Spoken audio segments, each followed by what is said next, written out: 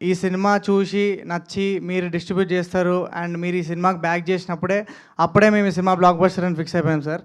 And మీరు we have been such a huge support to this film and మీ feedback మీరు నన్ను పర్సనల్గా పిలిచి అప్రిషియేట్ చేసినప్పుడు కూడా such a great moment for me and to be associated with Geetha Arts it's a dream come true sir. Thank you so much for being here.